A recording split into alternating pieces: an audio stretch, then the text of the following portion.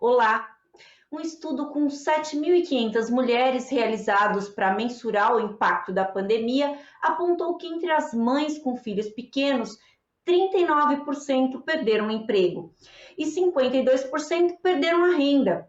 As mães foram 16% mais demitidas e suas famílias perderam 21% mais renda do que a média das mulheres ouvidas. Quando essas mulheres vão buscar emprego, tem sido cada vez mais comum ouvir: você tem filho? Vai deixar com quem para trabalhar? Você pretende ter mais filhos? Esse é um retrato cruel de como são tratados homens e mulheres na disputa de vagas. Para nos esclarecer como a candidata à vaga deve encarar esses questionamentos e o que diz a lei a respeito dessas perguntas mais pessoais, nas entrevistas de emprego, recebendo ideias e debates de hoje a advogada trabalhista Júlia Malimpensa. Júlia, seja bem-vinda à Rede Alesp.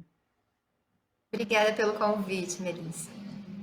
Recebo também a gerente de gestão de pessoas, Rosana Daniele Marques. Rosana, seja bem-vinda à Rede Alesp. Obrigada, é um prazer estar aqui com vocês. Júlia, eu queria começar falando sobre essa questão.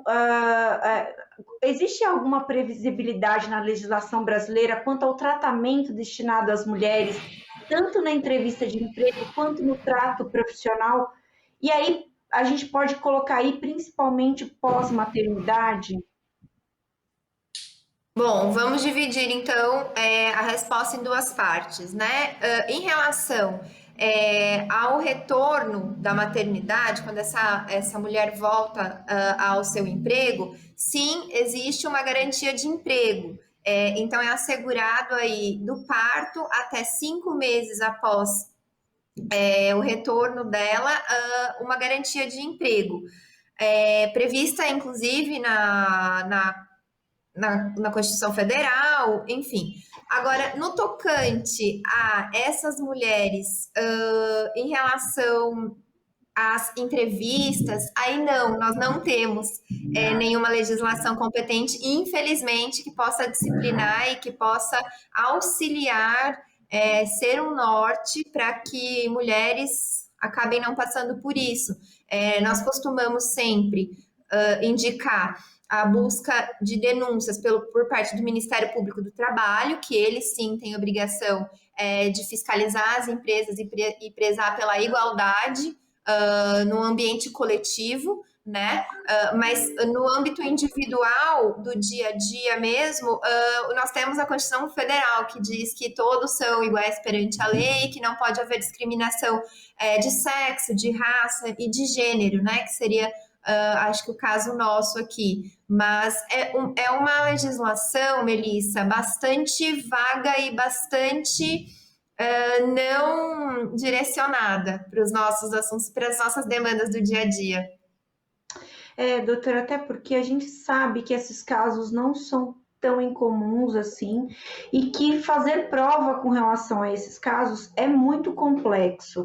Então fica a palavra de um contra do outro, e aí a pessoa também está pleiteando ali uma vaga de trabalho, uma oportunidade de trabalho. Então, quer dizer, isso deveria ser algo que está dentro dos costumes ali das pessoas, do bom senso, né? Mas tem acontecido com frequência. E aí eu queria saber da Rosana se é comum um empregador pedir que o recrutador entre nessas questões pessoais durante a entrevista. Eu fiz uma pesquisa aí na internet e eu vi relatos, por exemplo, de mulheres falando que o recrutador perguntou até se ela toma anticoncepcional, algo assim, né?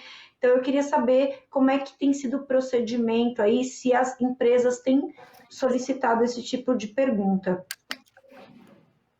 Bom, Melissa, eu costumo dizer que as perguntas, né, mais pessoais, elas são, na verdade, uma ponte para que o recrutador consiga desenvolver um relacionamento com esse candidato, né? Então, é realmente com as perguntas mais pessoais que você entende muito do campo comportamental, né, das soft skills, famosas soft skills.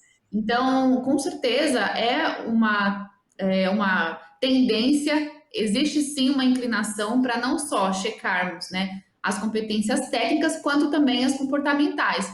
E as comportamentais, elas vão ser checadas através de perguntas pessoais, né? Obviamente, existem empresas e empresas. A gente tem que se preparar e também entender se empresas que são muito ofensivas, né, como foi esse exemplo que você trouxe, se está ou não em acordo, né, com as nossas ambições, com os nossos valores, né? Então, para que a gente consiga avaliar, bom, se a empresa teve aí esse tipo de abordagem comigo, será que é uma empresa que eu gostaria de trabalhar, que eu gostaria de atuar? Né? Porque até mesmo no âmbito pessoal, para a gente, né, como recrutador, extrair essas informações, né, comportamentais, a gente precisa também prezar pelo bom senso, né? Então, tudo tem que ser muito dosado aí. E também mensurar o impacto para essa candidata, né? Ainda que ela entenda que essa vaga não é o perfil dela por uma série de motivos, mas essa mulher fica desgastada para uma próxima vaga e com certeza tem ali um obstáculo que ela não pensou que ela encontraria pela frente. Então, quer dizer, os meus filhos são um impedimento para que eu tenha, seja reconhecida como profissional, é isso que fica aparecendo, né? Então, eu acho que é interessante a gente fazer uma ponderação bem ampla para entender o contexto todo, né? Doutora, doutora Júlia, a senhora já recebeu relatos semelhantes a esses que eu mencionei? Cabe algum tipo de denúncia? Como eu mencionei antes, fazer prova não é fácil, mas isso não é um comportamento adequado, né? Exatamente. Você tocou no ponto forte. A prova ela é muito dificultosa. Sim, eu já recebi inúmeras. Infelizmente, isso existe mais do que a gente pode imaginar. A gente acha que é um caso isolado aqui, outro caso isolado ali, e na verdade não. A doutora aqui deve saber até, enfim, mais do que isso. Mas quando a gente relata, quando a gente recebe essa mulher, antes de ser advogada, eu sempre busco mostrar a humanidade, né? Um lado humanizado e acolher, porque antes de mais nada, essas mulheres, elas precisam ser acolhidas e elas precisam ser ouvidas, porque, olha, a maioria dela, 80% dessas mulheres que chegam até nós, advogados, com queixas assim, elas se sentem culpadas, inclusive. Então, o primeiro momento é você demonstrar para ela que ela não tem culpa, né, de ter engravidado, porque é sempre assim, eu deveria ter esperado mais, eu deveria ter esperado mudar a gestão, é porque agora entrou uma pessoa nova. Nós mulheres temos um relógio biológico, óbvio, e que nós precisamos sempre respeitar isso. E eu, particularmente, acho que a melhor hora para você ter um filho é quando você quiser, quando você estiver pronta.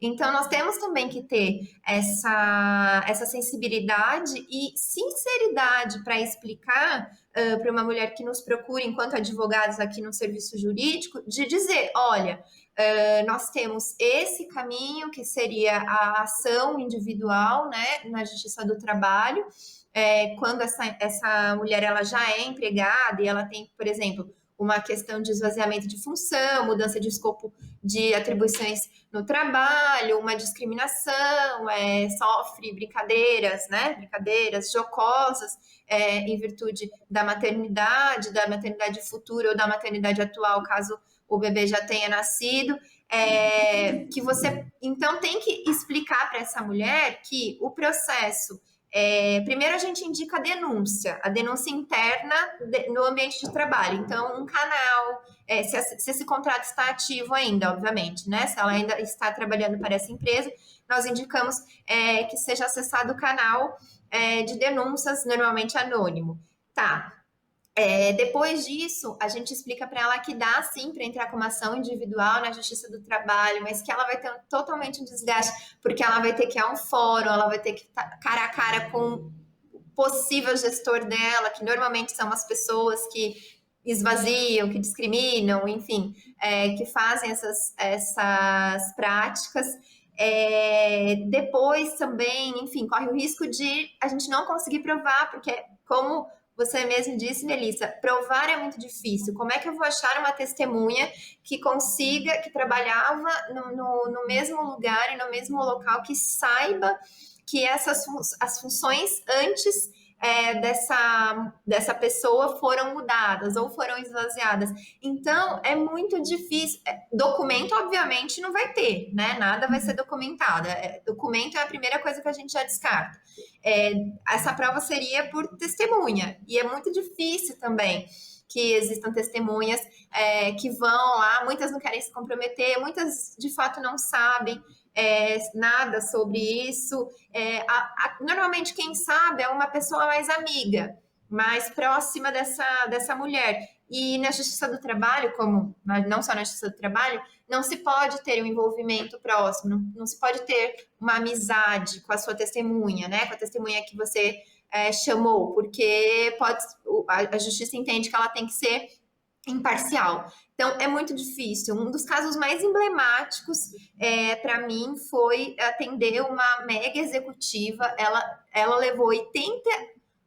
levou 8 meses para conseguir fazer essa transição de carreira, sair de uma mega empresa para uma outra empresa, e ela engravidou depois de mais ou menos um ano. Ela tinha um cargo de gestão, né, da alta executiva, e quando ela voltou, a partir do momento em que ela anunciou a gravidez, os chefes já mudaram completamente com ela. E então, sempre brincadeira, mas será que vai voltar? Será que não vai querer? E se seu filho ficar doente, você vai sair do trabalho ou não? Perguntas assim faziam para ela. Então, de brincadeira, mas nesse nível. Quando ela volta da licença, ela encontrou as funções dela completamente esvaziadas. Ela passou diversas vezes, inclusive, a servir cafezinho para os diretores. E a gente está falando aqui de uma gerente. A gente está dizendo um cargo que tinha equipe.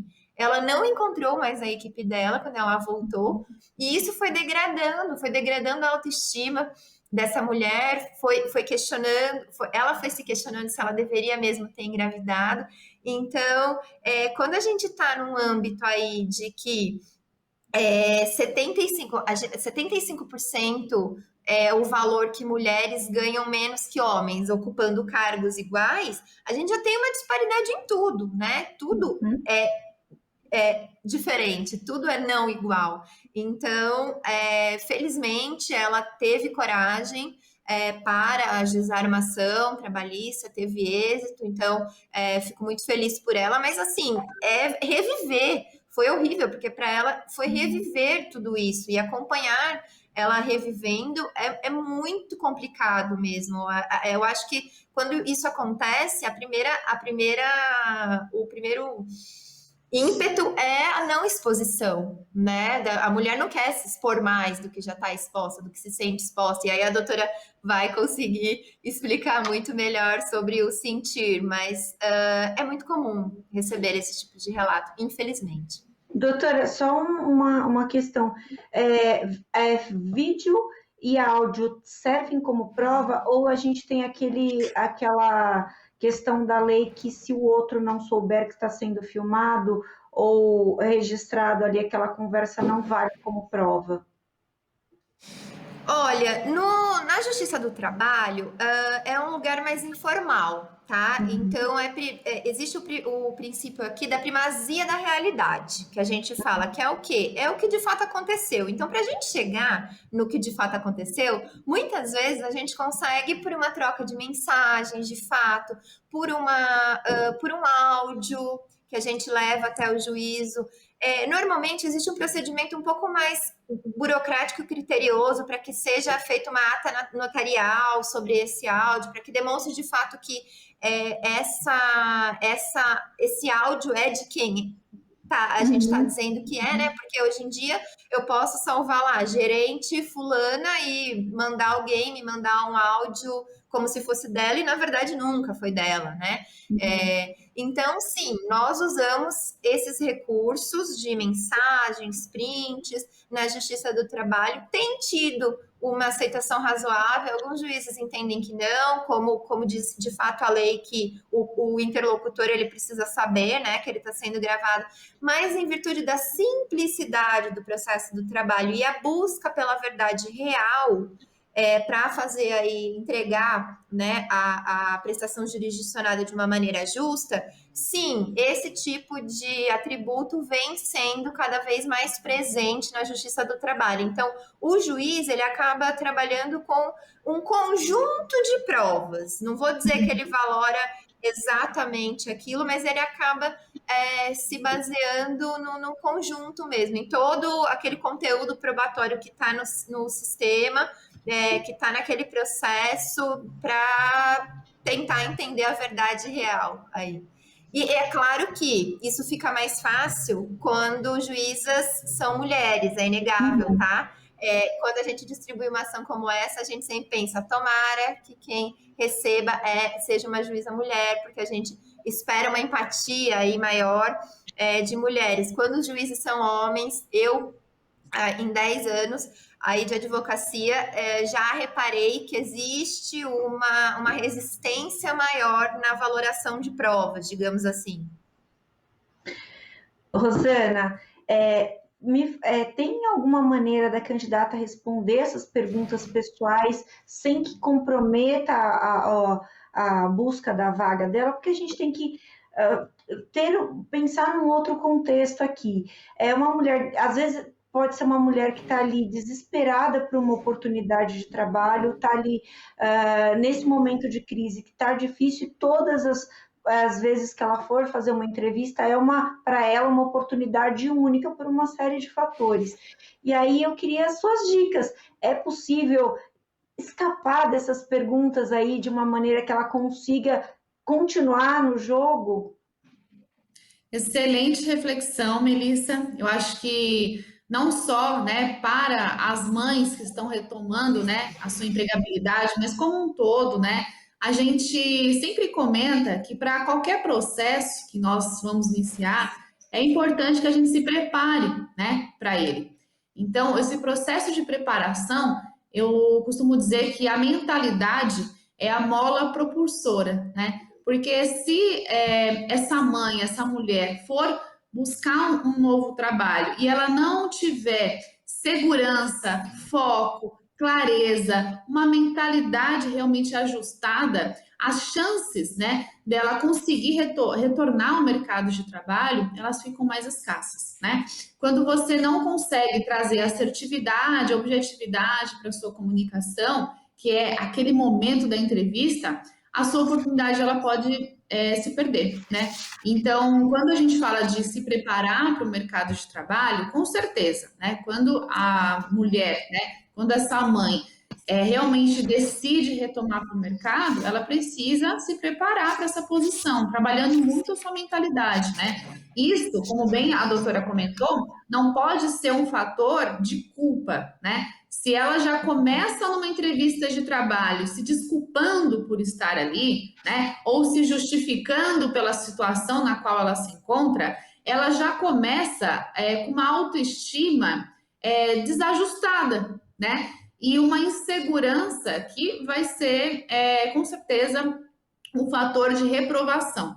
Então, quando a gente fala de entrevista de trabalho, a gente pode e deve dar um drive logo no início com segurança, com assertividade.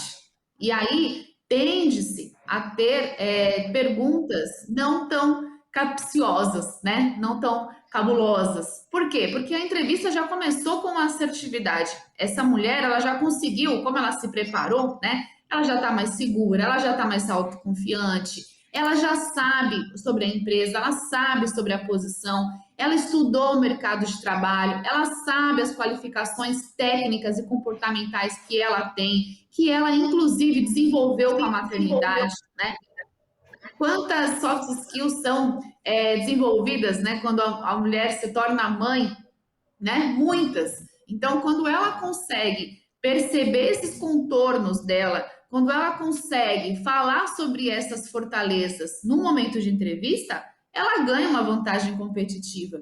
Então, não está perdido esse jogo de retorno ao mercado de trabalho.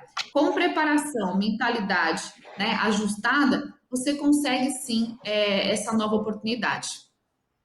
Você fez uma observação muito bacana, Rosana, porque a mulher, quando passa a ser mãe, ela tem outras habilidades e que pode agregar. Então, inverter o jogo, colocar isso em outro ângulo, jogar outro ângulo ali na entrevista, pode ser um fator. De repente, ele de fato não está buscando uma mulher que se tornou mãe, mas ele vai parar e pensar: opa, essa mulher, ela tem um potencial para estar na equipe, ela precisa estar na equipe. Então, quer dizer, mudar o ângulo também pode ser o fator que faça com que ela conquiste essa vaga.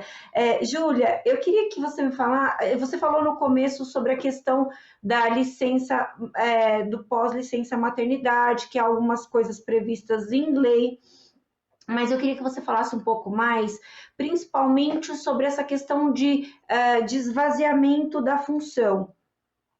Se isso também está previsto na lei, se tem alguma coisa que, por exemplo, a gerente ganhava comissão, ela passa a não fazer mais aquela função, e aí, obviamente, que o ganho dela vai ser menor, isso é permitido? Então, eu acho que é interessante a gente aprofundar um pouquinho nessa questão. Me fala.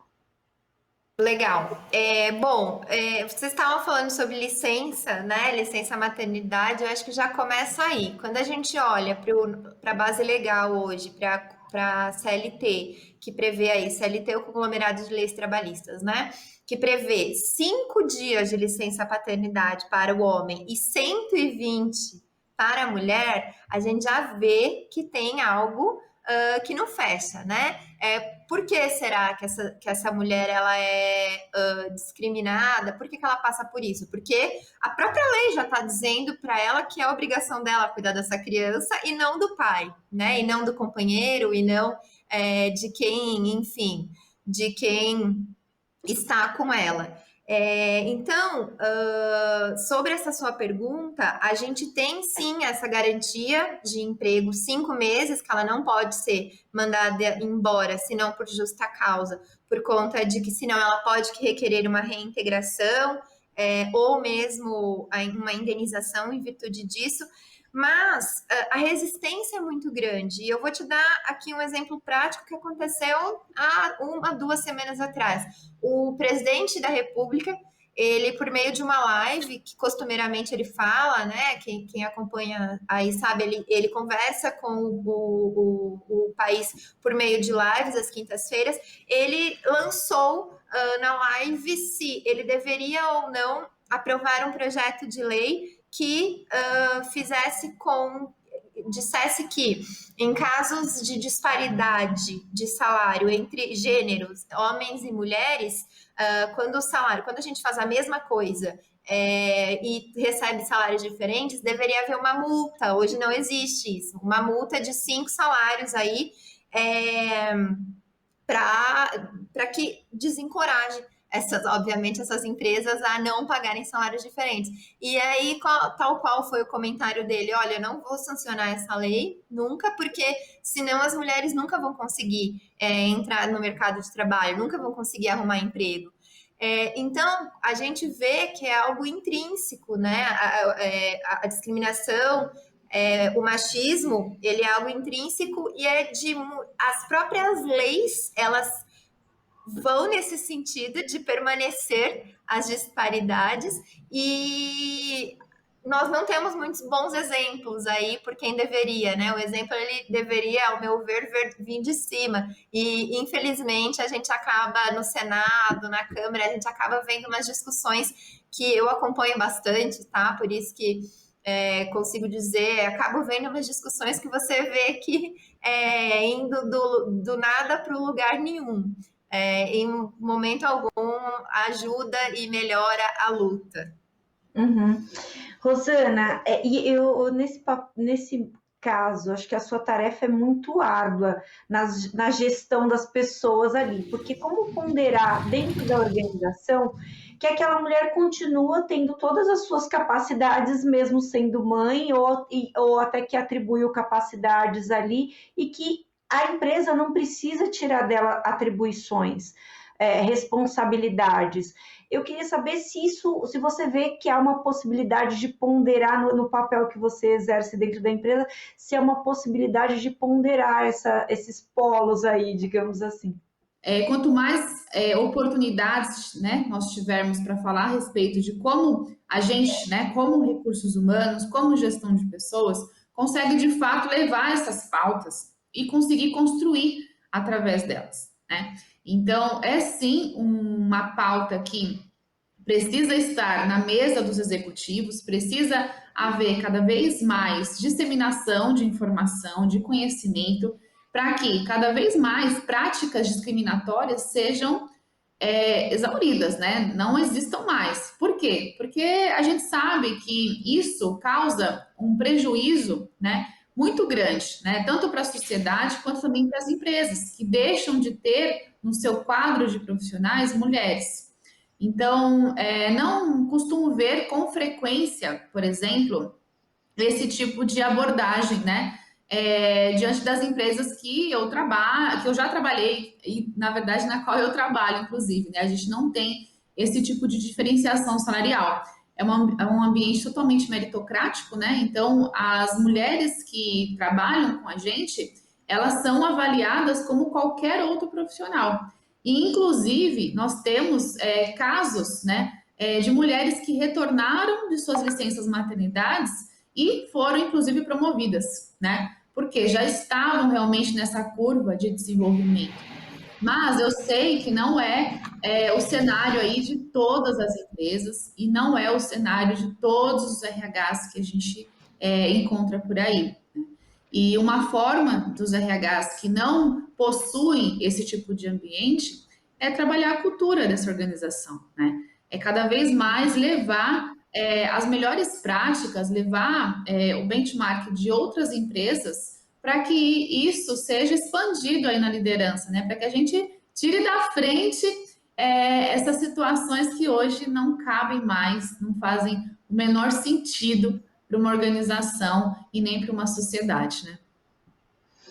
Doutora Júlia, a senhora falou no começo do programa sobre, aliás, ainda há pouco, falou sobre essa live do presidente da República que fazia um comentário sobre o papel das mulheres aí no mercado de trabalho. E aí, a senhora falou que acompanha ali o andamento do Congresso até para ver as legislações caminhando nesse sentido. E aí eu queria a sua análise mesmo sobre isso. Você vê que há uma inclinação para melhorar, deixar as leis mais igualitárias, ou ainda temos muito que debater para que isso ocorra não só na lei, como diz, eu gosto desse termo que os advogados usam, que é as letras frias da lei, não só nas letras frias da lei, mas como na cabeça do legislador, né? Que a cabeça do legislador mude para enxergar o papel da mulher e como ainda é necessário que sejam criadas normas para que as coisas fiquem mais igualitárias. Com certeza, é uma ótima pergunta. Eu acho que primeiro a gente tem que partir do ponto de que quem são os legisladores são as pessoas que nós elegemos, né? Então, se a gente busca um tratamento igualitário de gênero, como muitos outros tratamentos igualitários, eu acho que a gente tem que sempre se colocar nesse lugar de sujeito para eleger pessoas que nos representam, né? A democracia representativa hoje no Brasil é isso, segundo a Constituição de 1988, vigente até agora. Então, eu vejo sim, tá, Melissa, uma movimentação, muito boa vontade, muitas pessoas têm CPIs, agora nós estamos com uma CPI sobre a legislação, sobre direitos de mulheres, que não desenvolve muito bem, porque os próprios ministérios, né, que deveriam estar batendo nessa pauta, infelizmente eles estão totalmente destoados. Eu percebo que a gente vem sofrendo aí novamente um arrefecimento do conservadorismo para que seja cada vez mais distante, porque existe uma confusão, e eu gosto muito de falar isso, quando eu vou falar em escolas, quando eu vou falar para o pessoal de faculdade, é que igualdade é diferente de equidade, né? Igualdade quer dizer tratar todas as pessoas igualmente. E como é que eu posso tratar todas as pessoas igualmente se elas têm as diferenças delas entre si? Já a equidade, ela garantir as mesmas oportunidades para essas pessoas. Então, é tratar cada indivíduo dentro das suas individualidades, particularidades, para que a gente consiga, enfim, chegar num universo de igualdade, né? Hoje o Brasil ele não é igual socialmente, não existe uma distribuição de renda igualitária. Então, sempre que a gente vai discutir essas pautas, eu gosto muito de trazer conceitos, né, como esse. Esses dias eu estava fazendo uma pesquisa aqui, até calhou da nossa conversa acontecer, porque esses dias mesmo eu estava lendo sobre isso, e 48% numa pesquisa da Mindminners, depois até, se vocês quiserem, eu posso disponibilizar para vocês, das mulheres, elas dizem que já foram rejeitadas por estarem grávidas. 37% disse que não foi promovida em virtude da gravidez ou em virtude de um parto recente. E isso também é muito distoante de uma realidade de que tem uma outra pesquisa que mostra que a mulher, após o retorno da licença maternidade, ela é mais produtiva. Por quê? Porque ela é mais empática e muitas das vezes ela está tão habituada com esse universo das suas funções que ela acaba direcionando para o trabalho, porque tudo isso é novo, né? Existe a depressão pós-parto, existe toda uma questão de transformação que a mulher vem passando, e quando ela consegue voltar para o trabalho, ali é o ponto dela fixo, de foco, então ela produz mais, 30% mais. E analisando esses dados, a gente vê como a gente ainda está longe, né, de uma possível aí discussão igualitária e com equidade. Com certeza. Rosana, você falou que da empresa que você representa, que você trabalha, a questão das mulheres as mulheres têm um respeito tanto quanto os homens, e é a produtividade, o desempenho profissional que conta. Mas a gente sabe que, infelizmente, são exceções esses casos, no contexto que a gente está vendo. E eu queria que você dissesse que, assim, numa análise de mercado, você percebeu que a pandemia agravou ainda mais essa questão? Quer dizer, as pessoas, os recrutadores estão arranjando ainda mais critérios aí para peneirar, digamos assim, falando de uma maneira até meio vulgar, para peneirar as pessoas? Olha, Melissa, essa pandemia ela trouxe muito impacto no mercado de trabalho, né? São inúmeros. E, de fato, muitas organizações, muitas empresas, elas estão muito ultrapassadas, né, nas suas práticas, nas suas políticas. Então, infelizmente, elas estão realmente ficando para trás e perdendo espaço competitivo, né? Então, esse é o choque de realidade que a gente vem vendo. E aí, o curioso é que muitas dessas empresas, né, que não são competitivas, quando houve a pandemia, elas se viram numa situação sem caixa, sem muita perspectiva, às vezes não tendo os aparatos tecnológicos para desenvolver as suas funções home office. Então, muitas quebraram, muitas tiveram que diminuir o quadro de funcionários, né? Então, a gente viu esse cenário acontecendo. E aí, o que a gente percebeu também nesse movimento? Às vezes, uma função que era distribuída em 2, 3 pessoas passou a ser apenas de uma. Então, consequentemente, né, por práticas desatualizadas, o que essas empresas fazem? Ah, mas calma aí, se ela é mãe, né, tem 2, 3, 4 filhos, talvez ela não tenha tanto tempo para o trabalho, tanta disponibilidade para dar conta de tantas funções, de tantas responsabilidades, e por isso faz então esse recrutamento aí desproporcional, descabido, né? Então, pode sim e deve, com certeza, haver casos de empresas, né, ultrapassadas, como eu disse, fazendo esse tipo de coisa. Não desconfio que isso venha a acontecer, né? Não posso ficar somente limitada aí à minha organização, porque, de fato, eu sou uma prova real disso, né? Tenho 3 crianças, sempre trabalhei fora, nunca tive pausas mais que os 4 meses, né? Que são da licença, né? Licença maternidade. E até mesmo o que eu vejo lá no meu dia a dia é totalmente ao contrário. É um ambiente meritocrático, todo mundo tem as mesmas possibilidades, como bem explicado pela doutora, né? A questão de igualdade e equidade é totalmente diferente. Então, é porque realmente a gente tem que olhar para frente, né? Tem que olhar para o futuro, né? Como que a gente consegue se manter competitivo? Então, é uma coisa para a gente pensar assim. Eu sei que tem empresas fazendo, como lá no Arco da Velha, né? Com certeza. É, doutora Júlia, você acha que a gente precisa, seria possível, seria cabível criar uma legislação, por exemplo, que punisse essa questão dessas perguntas de foro íntimo aí, que são claramente discriminatórias já na entrevista? Em alguns países isso já acontece.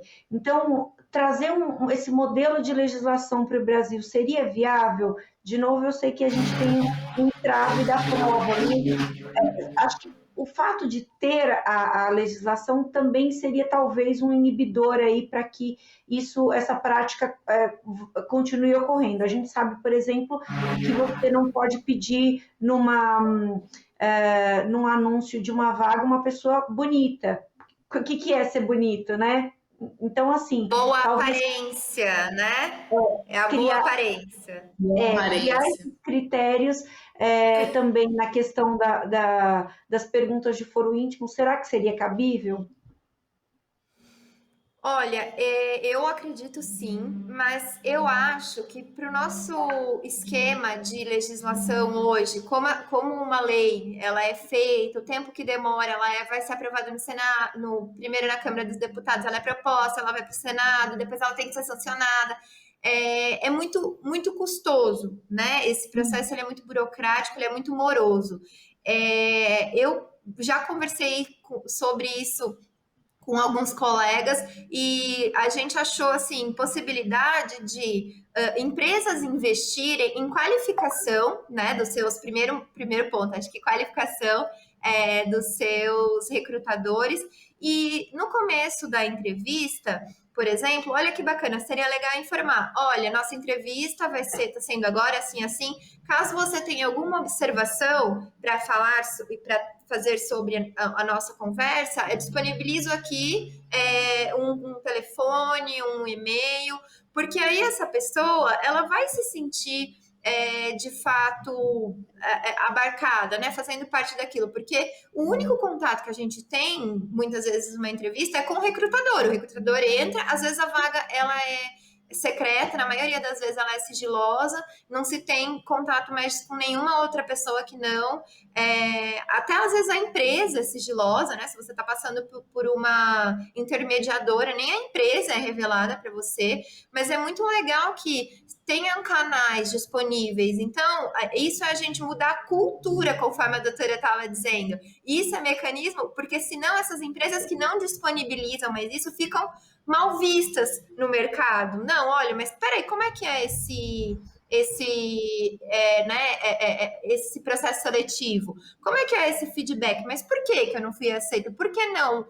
90%, 80% do que eu vejo nem entra em contato para dizer os motivos. Eu acho que tão importante tão importante quanto o não de você receber num retorno de um feedback é o porquê não, né? Porque só aí assim o candidato, a mãe, vai poder melhorar e verificar. Porque eu acho que uma mãe, ela não ser escolhida por uma falta de capacidade, né? Não deu o match ali com a vaga, ótimo, perfeitamente comum, mas é às claras. Eu sei por que eu não fui escolhida, porque eu não preenchia X, Y, Z necessidade daquela vaga. Agora, quando a gente não tem, primeiro, um canal para dizer, se a gente quiser dizer, como foi essa nossa experiência com esse recrutador. Segundo, a gente não tem um motivo real, a gente não tem um retorno sobre o porquê não, né? Que não fomos, que aquela mãe, aquela grávida, né, não foi escolhida, a gente não contribui, né? Acaba que não contribui para melhorar isso. Eu acredito muito na mudança nossa, né? Vamos olhar primeiro para dentro de casa, porque eu acho que as legislações, elas refletem, e o Brasil sempre trabalhou muito nisso, as legislações, elas refletem o que já é socialmente propagado, o que já é socialmente aceito. Então, quando a gente trabalha com compliance, com ética, com valores, com seriedade no processo seletivo, e deixa à vontade essa mulher, essa mãe, aí a gente consegue sim melhorar a sociedade como um todo e falar, não, peraí, ó, aquela empresa lá está oferecendo isso. Para eu ser competitiva, mesmo como a doutora Rosana estava dizendo, talvez eu também tenha que mudar. Isso, no final do dia é tudo sobre imagem, né? As empresas cada vez mais elas se preocupam com a imagem. Qual é a imagem que eu estou tendo? Porque essas postagens no LinkedIn, quando existem no LinkedIn, vocês já devem ter visto, eu vejo muitas de pessoas se queixando, mulheres falando que foi, elas bombam, milhares de curtidas. Então, isso é péssimo para a imagem da empresa. Nenhuma empresa quer ter isso, quer passar por isso, ser marcada lá, arrobada, dizer, ó, aqui, ó, fulana de Beltrana. Então, nem que seja por marca, né? Nem que seja por brand, que a gente chama, né? Exatamente, marketing. Mas que a gente comece a fazer, eu acredito, tá, Melissa, numa mudança aí nossa mesmo, do que nós podemos, enquanto time, enquanto advogado,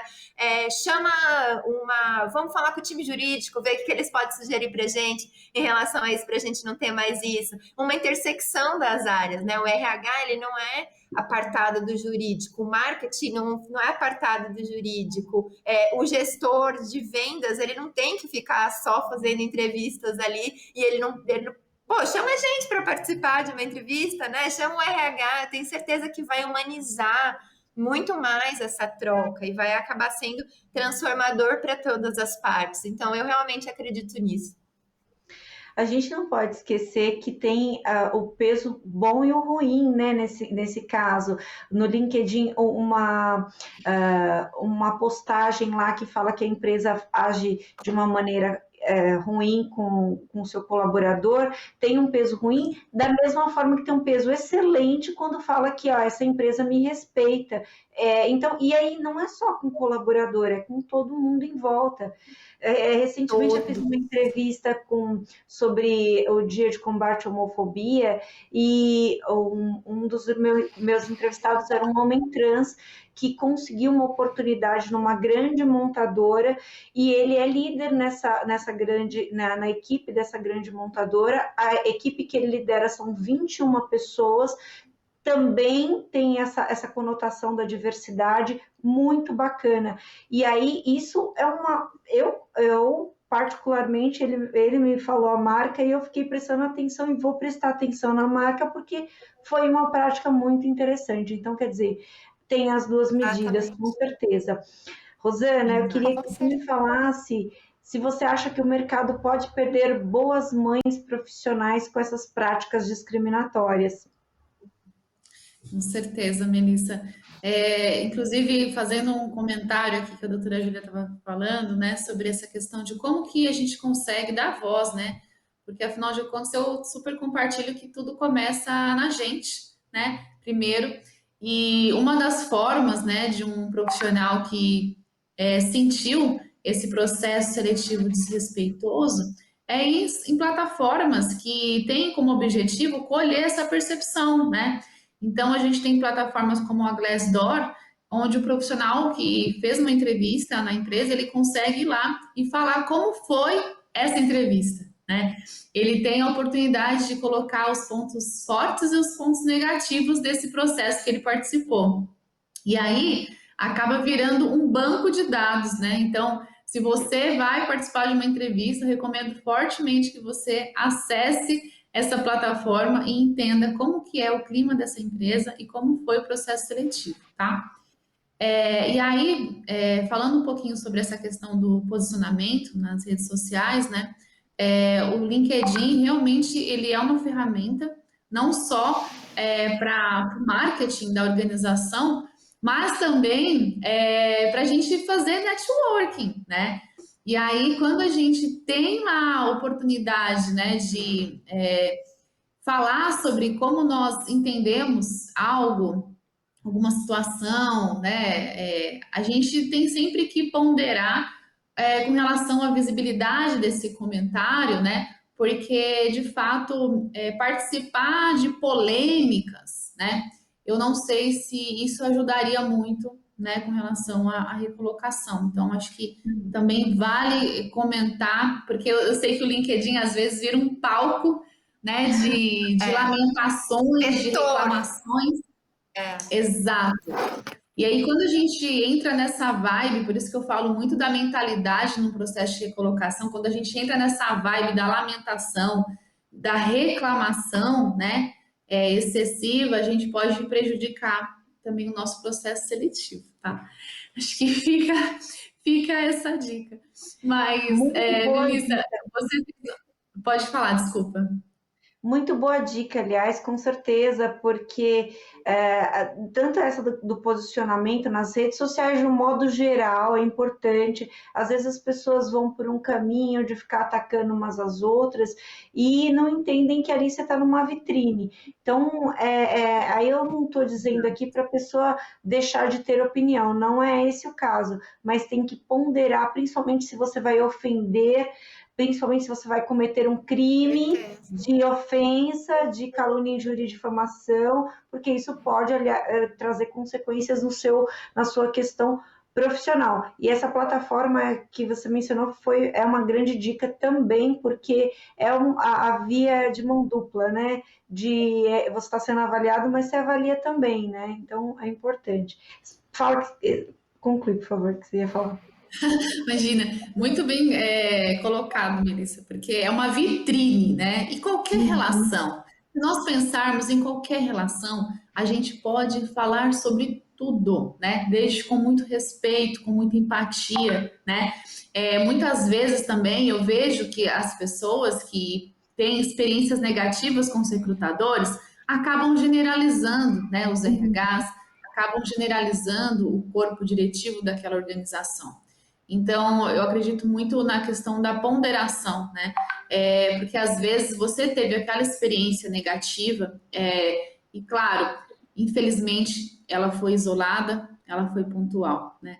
Não quer dizer que a gente não possa dar outras oportunidades, né? Outras chances, às vezes, para aquela organização. Queria comentar sobre isso. Eu gostaria de agradecer a participação de vocês desse papo tão gostoso, que foi rápido, apesar de ser um tema difícil, a gente não pode dizer que é um tema fácil, porque a gente pensar que tem lá do outro lado uma mãe que está ali desesperada por uma oportunidade, principalmente nesse momento, e que por ser mãe, por ter o seu filhinho ali, ela foi... as chances dela foram menores, isso é dolorido. Então, é importante que a gente consiga conversar e tentar ajudar quem está do outro lado a conseguir a sua oportunidade para, né, ver a situação, usar essa experiência para evoluir e ir para a próxima de uma maneira mais segura e mais correta. Júlia, muito obrigada pela sua disponibilidade, pela sua troca conosco. Rosana, muito obrigada também, foi muito bacana essa conversa. Eu espero reencontrá-las pessoalmente, né? Porque a gente espera que a pandemia vai acabar logo, e para falar de coisas mais amenas, com certeza. Com certeza, conte conosco. Queria agradecer, muito obrigada, doutora Júlia, Melissa. Foi uma noite bem gostosa, um bate-papo que passou rápido mesmo. Obrigada pela oportunidade. Obrigada pela oportunidade. E agora que eu vi, a gente poderia ficar aqui, acho que mais 2 horas, né? O papo tá tão gostoso, as companhias são tão agradáveis. Obrigada, meninas. Obrigada pelo espaço, pelo convite. Estou sempre à disposição. Muito obrigada. Esse foi mais um Ideias e Debates. A gente falou das mães no mercado de trabalho com a Júlia Malimpensa, que é advogada trabalhista, a Rosana Daniele Marques, que é gerente de gestão de pessoas. Muito obrigada pela sua companhia. Você fica agora com a programação da Rede Alesp. Você pode rever esse programa e outros programas da Rede Alesp nas nossas redes sociais. Obrigada mais uma vez e até a próxima.